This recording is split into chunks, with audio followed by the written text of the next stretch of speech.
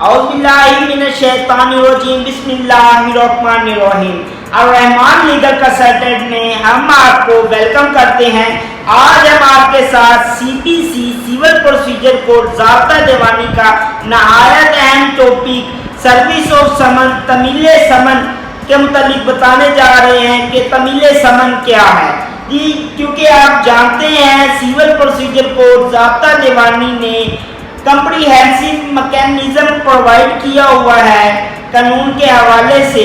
तो service of समन के मुतालिक भी आप जानते हैं कि सर्विस ऑफ समन तमीले समन उस वक्त अमल में लाई जाती है जब सूट फाइल किया जाता है और डिफेंडेंट पार्टी को तलब किया जाता है। डिफेंडेंट पार्टी को तलब करने के लिए बुलाने के लिए सूट में जो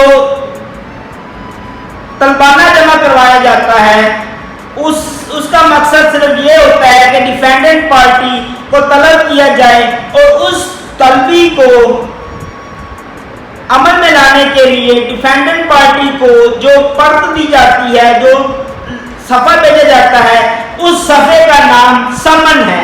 सपोज ज़ात ने बकर पर केस कर दिया, बकर को अदालत में बुलाना है, बकर अदालत में नहीं आ रहा। बकर को अदालत में बुलाने के लिए ज़ात बकर को समन भेजेगा और बकर जब ये समन वसूल करेगा तो वो समन वसूल करने के बाद अदालत में पेश होगा। तो इस समन की जो तमील है उसके मुतालिक हम आपको बताने जा रहे हैं।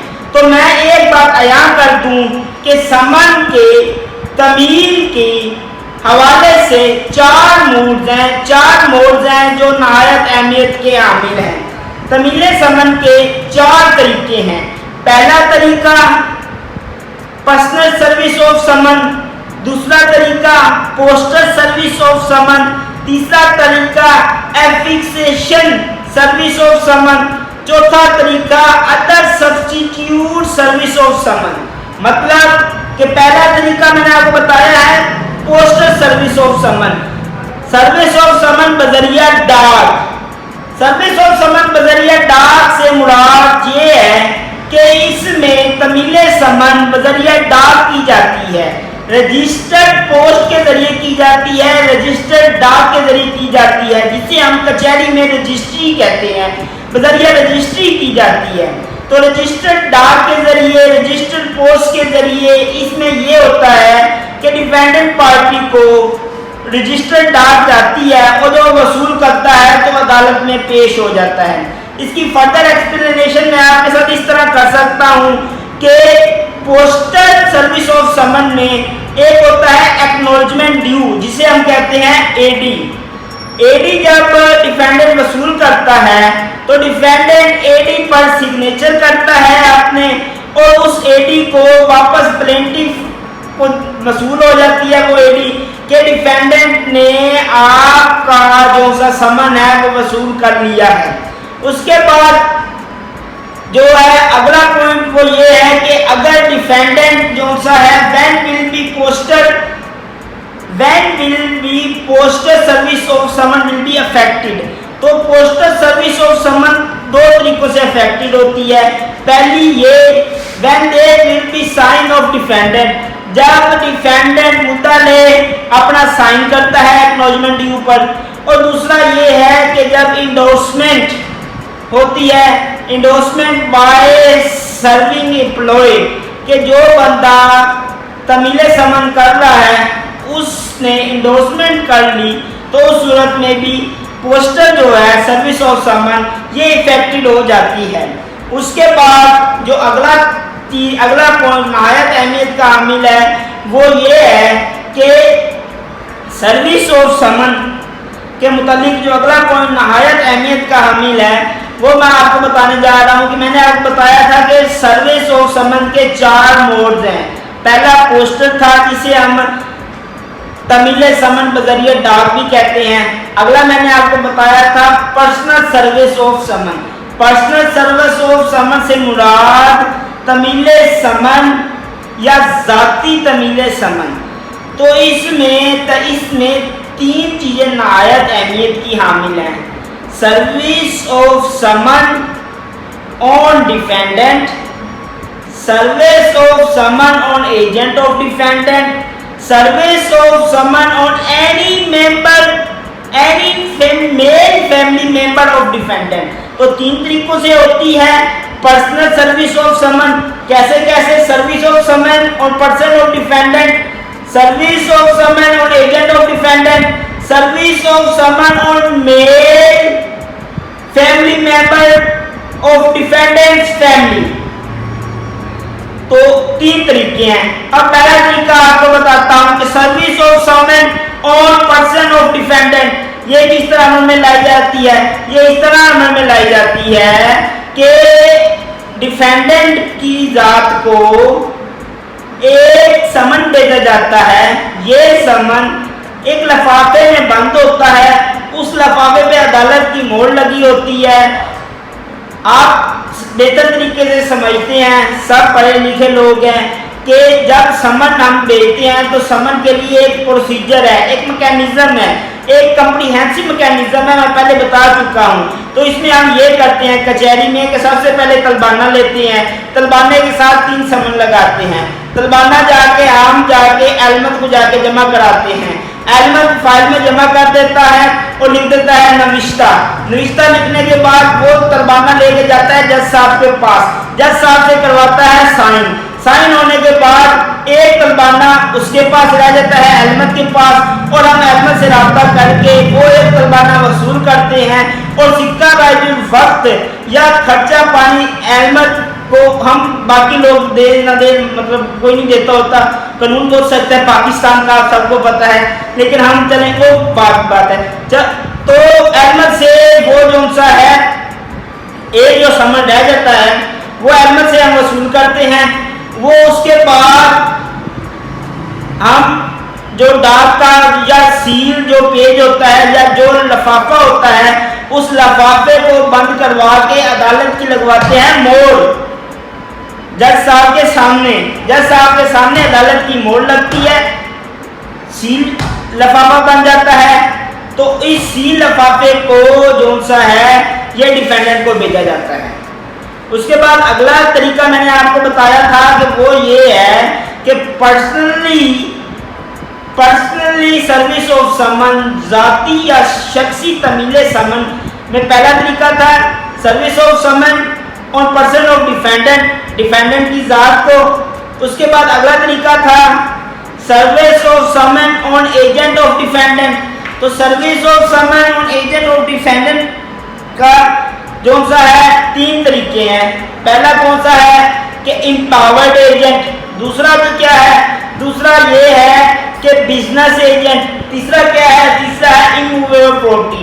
इम्पावर्ड एजेंट किसे कहते हैं? इम्पावर्ड एजेंट से मुराद ऐसा एजेंट जिसको डिफेंडेंट ने समन की वसूली का इख्तियार दिया होता है, इम्पावर्ड किया होता है, तो ऐसे एजेंट को हम इम्पावर्ड एजेंट कहते हैं। उसके बाद अगला एजेंट से मुराद ऐसा एजेंट है जिसे बिजनेस ऑफ डिफेंडेंट ने वो मुद्दा लेके बिजनेस में एजेंट हो तो उसे हम कहते हैं बिजनेस ऑफ डिफेंडेंट या agent in business of defendant. तो उसके बाद अगला तरीका ये है कि अगर डिफेंडेंट भी मौजूद नहीं है, डिफेंडेंट का एजेंट भी मौजूद नहीं है, तो अगला तरीका ये है कि इमूवेबल प्रॉपर्टी ऑफ डिफेंडेंट के अगर मुद्दा है कि इमूवेबल प्रॉपर्टी गैर मनकूला जायदाद है तो उस गैर मनकूला जायदाद पे एफिक्सेशन की जाएगी, चस्पांदगी की जाएगी। अब इसके साथ ही जो अगला है हमारे पास पॉइंट के service of summon on male, क्योंकि 3 पॉइंट थे ना पर्सनल सर्विस ऑफ समन में। एक था service of summon on defendant, ये आपको बता दें कि service of summon on defendant जो सा है ये डिफेंडेंट को भेजा जाता है। दूसरा था service of summon on agent of defendant. तो कौन कौन से एजेंट, वो भी तीनों मैंने आपको बता दिए हैं कि इम्पावर्ड एजेंट, उसके साथ साथ मैंने आपको बता दिया है बिजनेस एजेंट, उसके साथ मैंने बता दिया इमूवेबल प्रॉपर्टी। उसके बाद ये था कि service of summon on male family member of defendant's family. तो डिफेंडेंट मुद्दा ले किया जो फैमिली का, खानदान का मर्द जो फैमिली मेंबर होगा उसकी वसूली करा के भी सर्विस ऑफ समन कराई जा सकती है, तमील समन मुमकिन है। उसके बाद जो अगला हमारे पास स्टेप है वो है एफिक्सेशन या service of summon bye एफिक्सेशन। Tamil समन बजरिया चस्पांदगी, एफिक्सेशन कहते हैं चस्पांदगी को। तो चस्पांदगी किस सूरत में होती है? चस्पांदगी इस सूरत में होती है जब पर्सनल सर्विस ऑफ समन मतलब तमील समन जाती और तमील समन बजरिया डाक नाकाम हो जाए तो इस सूरत में एफिक्सेशन सर्विस ऑफ समन या सर्विस ऑफ समन बाय एफिक्सेशन या तमील समन बजरिया चस्पांदगी अमल में लाई जाती है। तो इसको मैं फर्दर एक्सप्लेन कर दूं। 4 हमारे पास पॉइंट है इसको एक्सप्लेन करने के लिए। पहला पॉइंट है रेफ्यूजल ऑफ एक्नॉलेजिंग या उसे कहते हैं रेफ्यूजल टू साइन एक्नॉलेजमेंट। उसके बाद जो अगला पॉइंट हमारे पास मौजूद है वो है फेलियर इन सर्विस। उसके बाद जो तीसरा पॉइंट हमारे पास मौजूद है वो है एब्सेंस ऑफ एम्पावर्ड पर्सन और चौथा पॉइंट जो है वो है एब्सेंस ऑफ अदर पर्सन। तो मैं आपको फिर बता देता हूं कि जोन सी है सर्विस ऑफ समन बाय एफिक्सेशन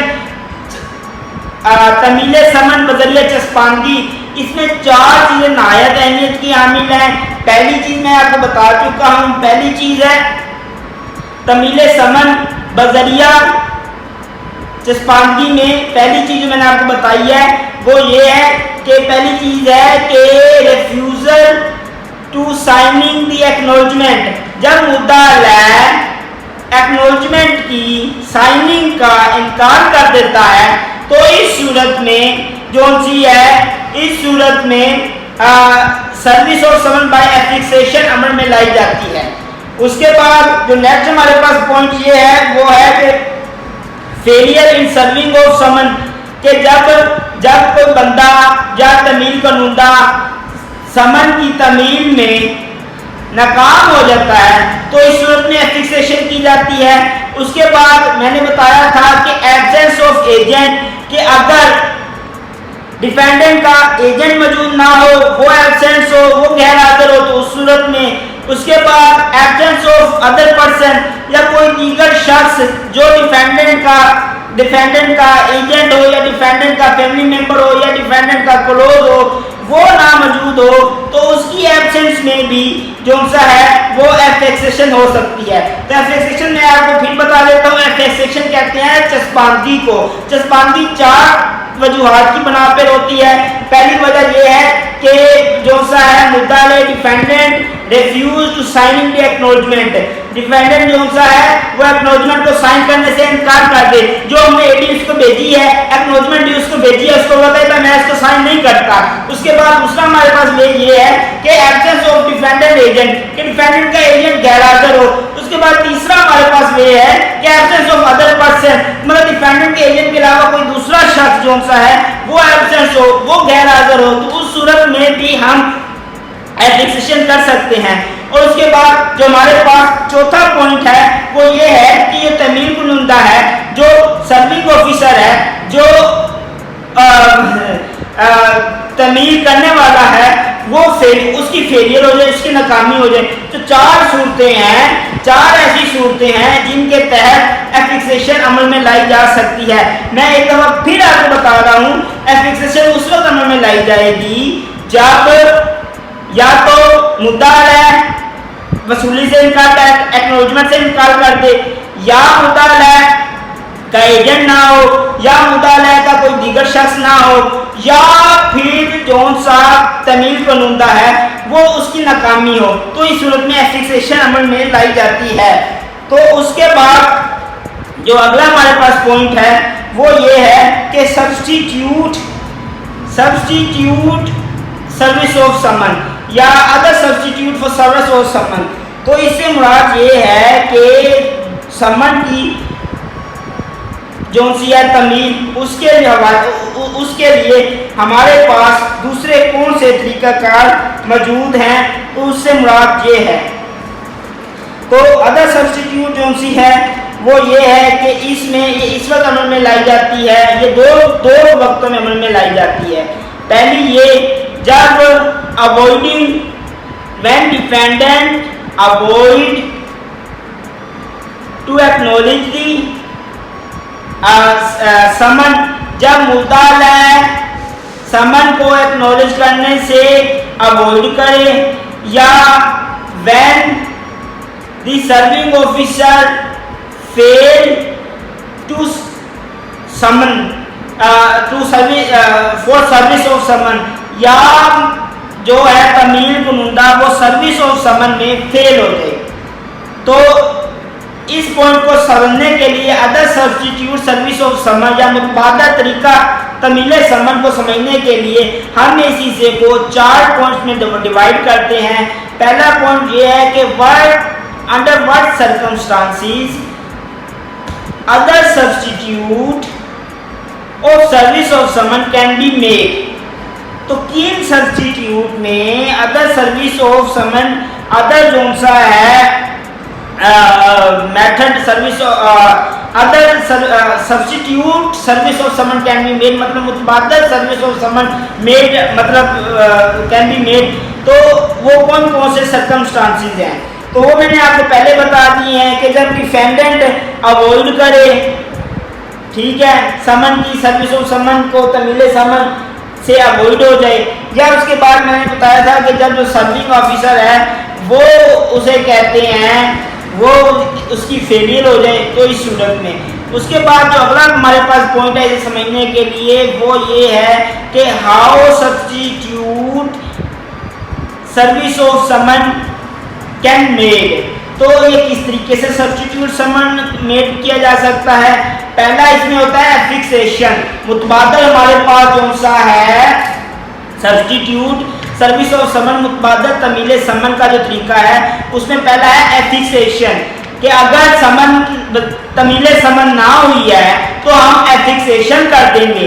उसके बाद अगला जो हमारे पास पॉइंट है वो ये है कि अगर तमील समन नहीं हो रही तो फिर हम इलेक्ट्रिक कम्युनिकेशन जो सा है उसका सहारा लेंगे और जो सा है मुद्दा है उसको फोन करेंगे, टेलीग्राम के जरिए रब्ता करेंगे, या किसी अदर इलेक्ट्रिक कम्युनिकेशन वे के जरिए उससे हम रब्ता करेंगे।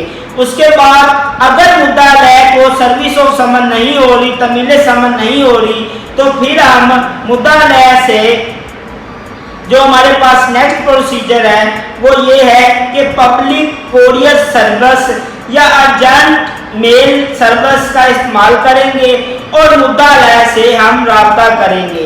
उसके बाद जो हमारे पास नेक्स्ट प्रोसीजर है कि अगर मुद्दालय को समन नहीं वसूल हो रहा, कानून हमें सब्स्टिट्यूट जो सा है मुतबादल वे ऑफ सर्विस ऑफ समन जो सा है मुतबादल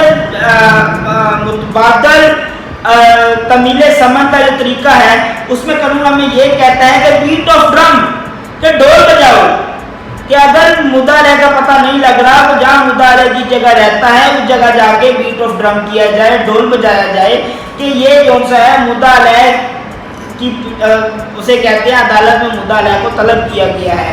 उसके बाद अगला तरीका अदालत ये बताती है कि अगर मुद्दालय फिर भी नहीं मिलता तो पब्लिकेशन इन प्रेस, अखबार में इश्तिहार करवाया जाए, मुद्दालय की तलबी के लिए अखबार में इश्तिहार कराया जाए।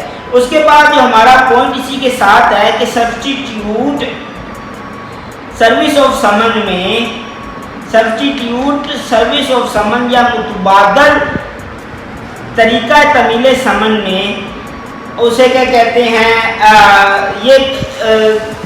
इसकी ड्यूरेशन कितने दिन की है।